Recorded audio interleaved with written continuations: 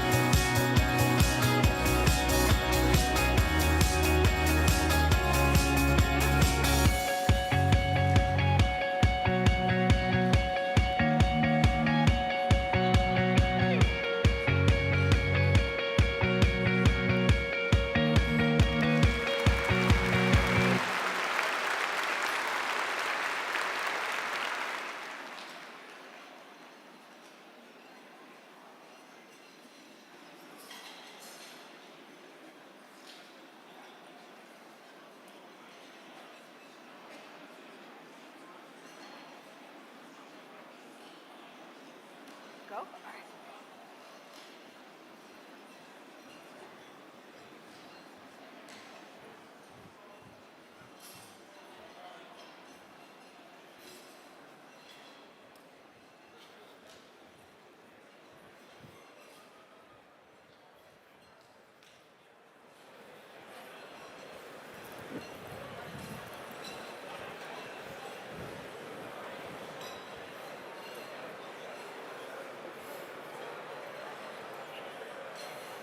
Good afternoon to all of you. We are here from the Haunted Walk. My name is Caitlin. This is my colleague Gaia. And as said, we're from the Haunted Walk, a company that offers tours of ghost stories and tales of darker history. And as we are coming up to the beginning of the spooky season with Halloween just around the corner, we wanted to get you in the mood for it by sharing some of our favorite stories that we think prove that Ottawa is one of the most haunted cities in Canada. I will let Gaia take it away with our very first story. Hello, everyone. I think that our first story will be of particular interest to you, given that you are a conference full of engineers. You see, there was a discovery that was made back in 2013 during the construction of Ottawa's light rail system. And this discovery brought construction to a complete halt. That discovery was that of several sets of human bones that were found at the intersection of Elgin and Queen Street right downtown. So this was a big, big shock to people in Ottawa. However, we at the Haunted Walk have known for quite some time that that land used to serve a very, very different purpose.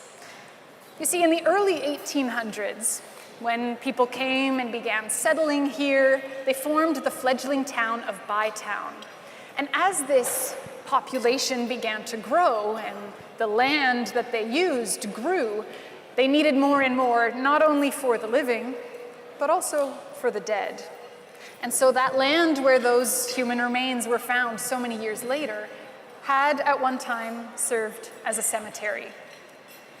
In the 1830s and 40s is when this cemetery was most used. Many people were dying of various diseases. But around the end of the 1840s, the city had changed. It had grown, and they wanted to build on this prime spot of land that is now right in downtown Ottawa. So as they began building their tall office towers and buildings that we can see today in Ottawa, they began removing the human remains that lied underground. But they vastly underestimated just how long this would take, because many of those graves were lying unmarked. So they figured they would move the bodies as construction continued, but many of them ended up being forgotten. And so this led to quite a few discoveries over the years. You may be familiar with the National Arts Centre, just over on the other side of the canal from this centre. During its initial construction in the 1960s, several sets of bones were found, again, right at that intersection of Elgin Street and Queen Street. In 1971, about a decade later, there was a construction worker who had quite an interesting day when he threw his shovelful of dirt onto the pile and was shocked to see a human skull roll down the slope towards him. He had in fact dug right into a common burial pit for cholera victims. This consisted of a wall stacked with bones and skulls, much as cholera victims would have been buried at the time. These are the most prominent discoveries we have heard of, the most recent one being that one back in 2013, but it would not surprise us if, as you walk the streets of Ottawa, there may still be bones lying beneath your feet to this day. So if hidden bodies underneath the streets of Ottawa are not enough to convince you that the city is haunted, I can tell you that just a few steps away from this building that we're in right now, over on Nicholas Street, is one of the most haunted buildings in all of North America. It is known as the Old Carleton County Jail. This was founded in 1862 as Ottawa City Jail, but was shut down in 1972 due to its inhumane living conditions. It was an incredibly harsh place, and today it is now run as a hostel. And if you go stay there, you can still see the old cells, the old death row where prisoners were held just before their execution, and it still has the last working gallows in all of Canada. The very most famous person to be hanged there was a man named Patrick Whalen. He was hanged for the murder of the Honorable Thomas D'Arcy McGee, a member of Parliament and father of Confederation, who was gunned down on Spark Street in 1869. Today, most people consider that Patrick Whalen was probably innocent of this crime, as he claimed till his dying day. And to add insult to injury, his very last request was not carried out.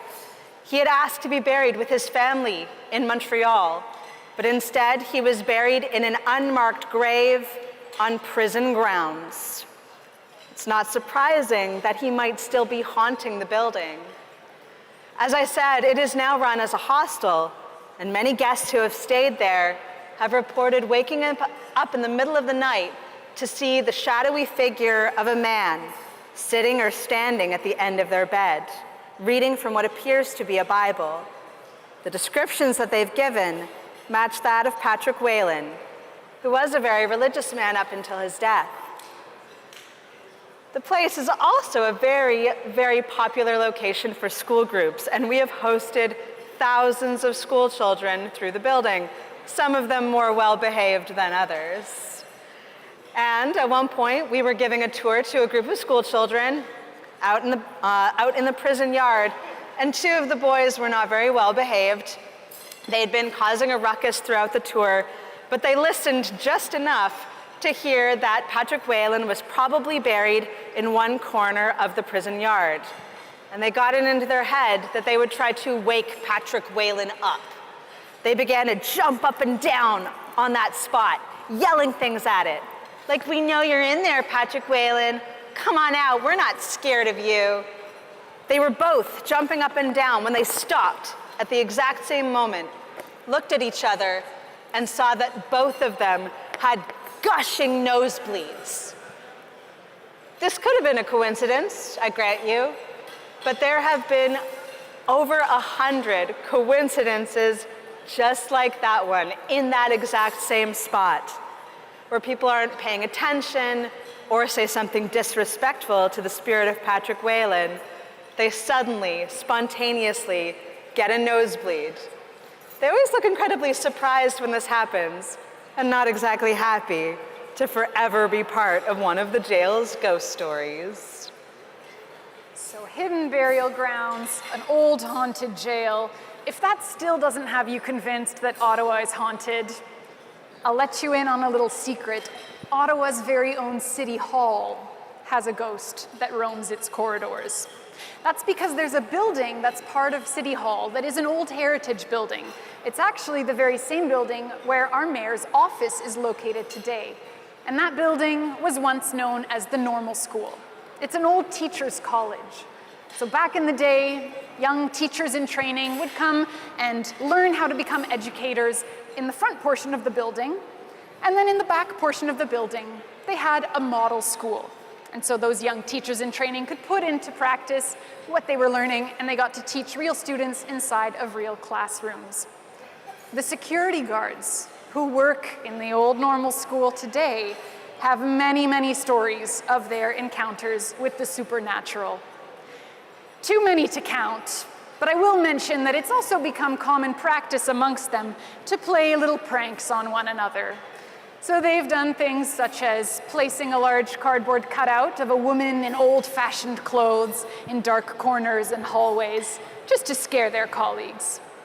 However, we've spoken directly with a few security guards who have guaranteed to us that whatever they've witnessed with their own eyes could not be explained away by something like a cardboard cutout. Perhaps the most astonishing of these stories came to us from a security guard who vowed never to set foot in the building again after his run-in with the ghost. They believe that this ghost is a woman named Eliza Bolton, who was a former teacher at the Normal School. She once even played the role of supervisor of the model school. So she had a long career at the building, which possibly has extended into her afterlife. So this security guard was working one late night shift, and he had to do one final round of the building before he could head home. This round included checking up on the roof. Now I should mention it was a hot July evening, and when he got up to the attic of the building, he was struck.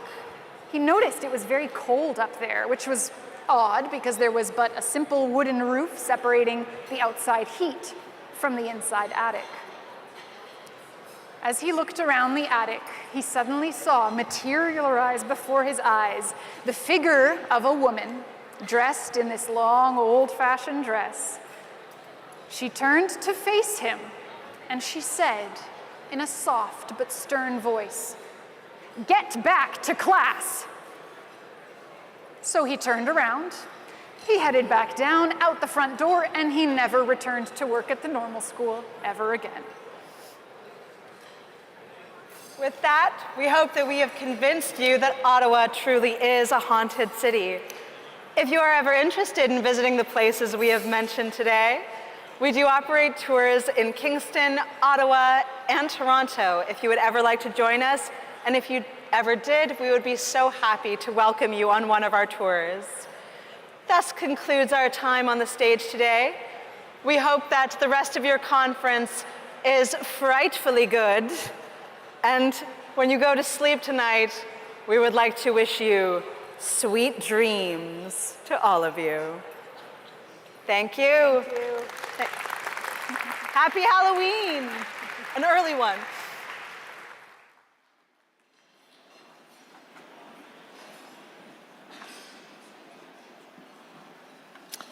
Thank you very much to the spooky folks from the Haunted Walks team. That was a great and a new perspective on this city that I thought I was comfortable calling home, but that was great.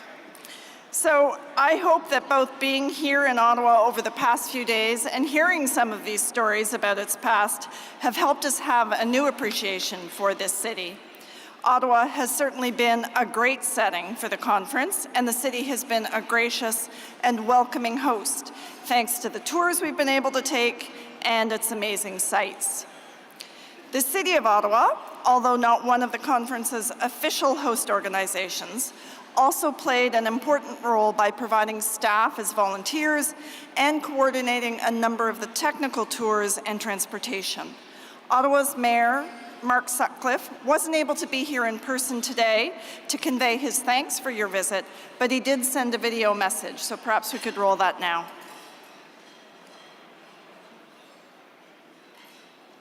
I'm Mark Sutcliffe, Mayor of the City of Ottawa, And on behalf of all our residents, I'm excited to welcome you to the Transportation Association of Canada Conference. A strong, interconnected transportation network is vital to any city. You bring people together and drive the economy. Well-designed transportation networks reduce congestion and emissions, improve social equity, contribute to a stronger economy, and help build a better city for everyone. But cities across Canada and around the world are facing challenges to their transportation networks. We're seeing the effects of the rising cost of inflation, climate change, increasing reliance on technology and AI, and significant changes to how people and goods move since we've come out of the pandemic. Confronting and addressing these challenges has not been easy. It takes leadership from all levels of government and our private sector partners. Improving transportation was a big part of why I decided to put my name on the ballot and run to be the mayor of Ottawa. This year's theme of lessons in leadership is so fitting considering these exciting challenges. Coming together at conferences like this one, sharing lessons learned, best practices, and looking to one another for advice and guidance is what responsible leaders do. The work you do this week at this conference and going forward puts you at the forefront of how our communities will be shaped for years to come. Now, I regret that I can't be joining you in person, but I have no doubt that this will be a successful and fulfilling conference. Thank you for choosing Ottawa to host this year's TAC Conference. While you're here, I hope you take a moment to take in the sights, to get out and enjoy some of our great restaurants, and to visit our fantastic small businesses and attractions. Have a great conference. Thank you. Merci beaucoup.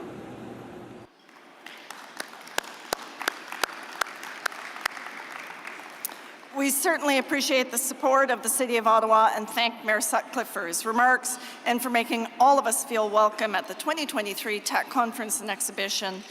This is a great city and I'm very proud to call it home. The past few days have undoubtedly flown by, full of meeting new people and learning new things, which is exactly what we want the conference to do. There is no question that an event of this size, duration, and complexity needs many, many people rowing together toward the finish line to be successful. So I'd like to take a few minutes to convey thanks to everyone who has helped play a part in making this event a success. First, thank you to Transport Canada and the Ontario Ministry of Transportation for their partnership and collaboration as local hosts. The support they have provided, coordinating technical tours, providing staff as event volunteers, and registering attendees is really truthfully appreciated. Transport Canada brought in the test car as a special feature of the exhibition and offered delegates the opportunity to tour Area X.O, one of Canada's leading roadway test beds for CAVs, drones, smart city solutions, and more. The City of Ottawa also coordinated technical tours, transportation, and volunteers. All three organizations pitched in the services of their staff to serve as volunteers, about 100 of them, who helped answer your questions, be present in session rooms, work at the registration desk, load you onto buses, and more. So thank you to our conference volunteers.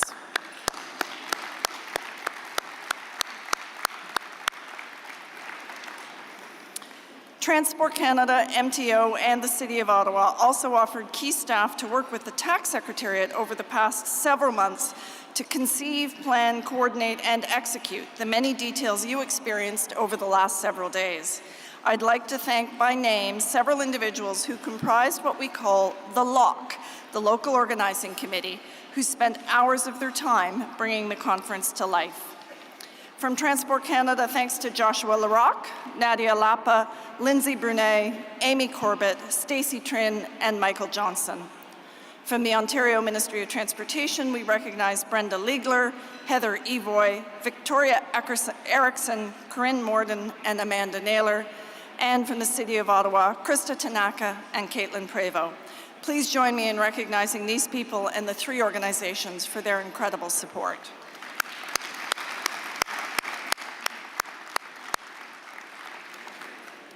There's a few other groups where I won't name names, but I do want to recognize some of the organizational team. The Shaw Centre staff have been helpful, professional, and accommodating, and they've certainly offered us some delicious food choices these past several days. Bespoke Audiovisual provided us with this impressive setup for our opening plenary session and lunchtime events. We appreciate the long and late hours that Keith and his team clocked, not only during the conference, but also for TAC's technical committee meetings in the 3 days prior. Thank you to the suppliers who supported our work this past week. We appreciate your hard work.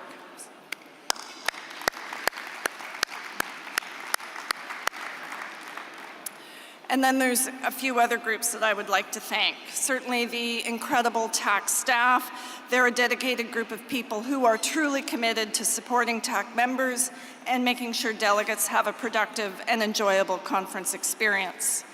And I'd be remiss not to show appreciation to the many TAC council and committee members who spent many hours planning and organizing sessions and reviewing the submitted abstracts, presentations, and papers that give us the strong technical content for the conference. And last but not least, I'm grateful to all of you, all 1,450 of you in our audience. You've brought energy and enthusiasm that's made the conference a real success. Your creativity and collaboration, your willingness to lead and learn will no doubt help tackle the challenges and capitalize on the opportunities in the transportation sector. But we don't want you to leave Ottawa and the experiences of this conference without starting to plan for our next big in-person event, the 2024 TAC Conference Exhibition. We are excited to be headed to the West Coast and the beautiful city of Vancouver to discuss technology and transformation and other focus area topics. Be sure to join us and our local hosts, the BC Ministry of Transportation and Infrastructure and the City of Vancouver, next September 22nd to the 25th. Le Congrès Exposition 2024 de l'ATC se tiendra à Vancouver le 22 au 25 septembre prochain. Nous sommes reconnaissants aux organisations locales qui ont récemment confirmé leur participation à l'événement, qui sont engagées à apporter leur soutien. It is a little bit early to have too many major details, but I'm honored to welcome two co-host representatives who will undoubtedly whet our appetites for what's to come next year. Meet Kennedy Ludoir, Executive Director of Engineering Services from the BC Ministry, and Paul Storer, Director of Transportation with the City of Vancouver.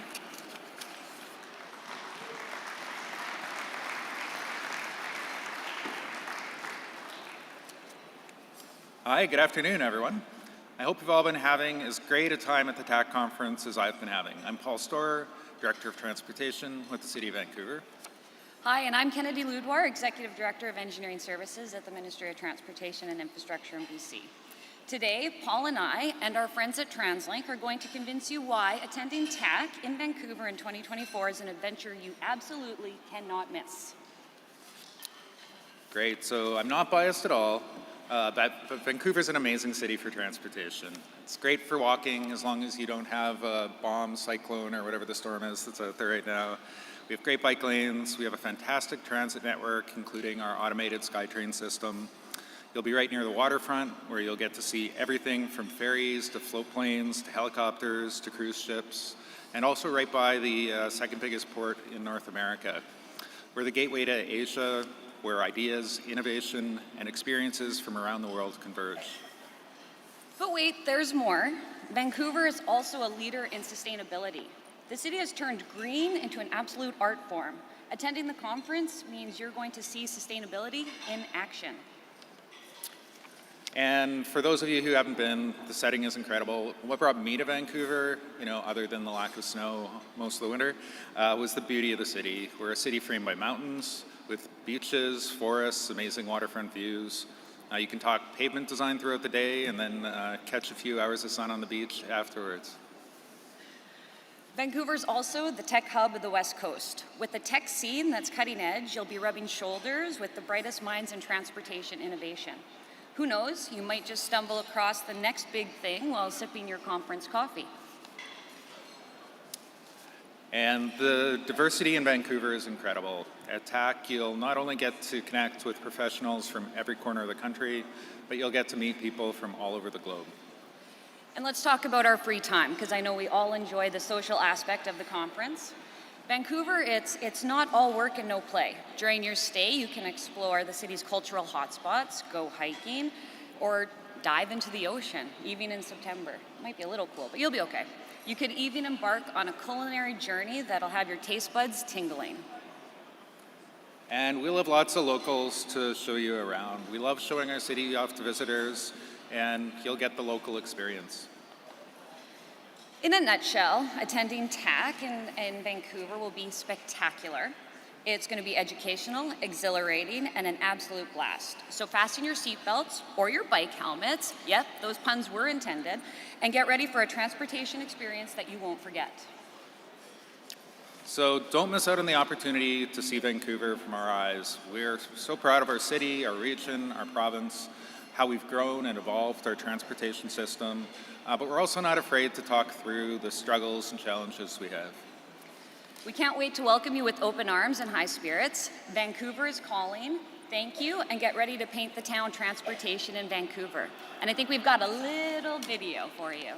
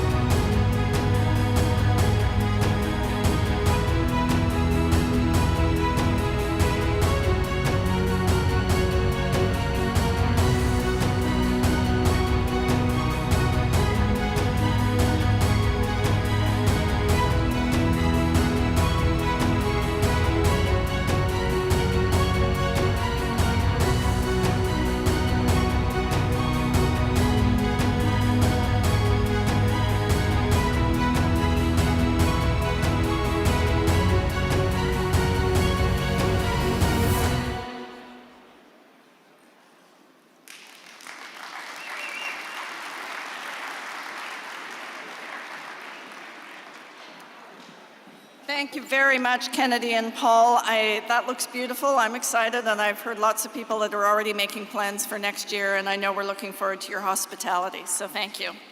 So with that, we're just about at the end of our opportunity to be all together at the conference this year. There is still an afternoon of sessions and tours for the 2023 edition of the TAC Conference Exhibition. Encore une fois, je vous remercie d'avoir passé ces derniers jours avec nous. Je vous souhaite un bon voyage de retour et j'espère que vous nous rejoindrez à Vancouver l'automne prochain. So once again, thank you sincerely very much for spending the last few days with us. I wish everybody a great afternoon and safe and healthy travels home, and I look forward to seeing you in Vancouver in 2024.